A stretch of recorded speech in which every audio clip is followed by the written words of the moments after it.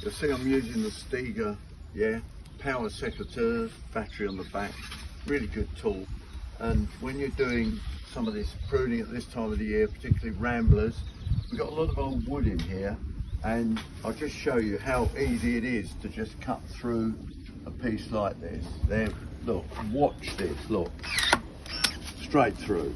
And then what we use is, of course, is secateurs to just tidy up. I've got my secateurs. I'll put that down there because that's only for the thick ones. The Stiga will turn itself off automatically. And if I can get the secateurs out of my pocket because I've left them open. And then we need to shorten a lot of these stems back to encourage new growth for the coming season. But this is a very old rose, and ramblers you can really cut very hard indeed, and that's the way to do it at this time of the year.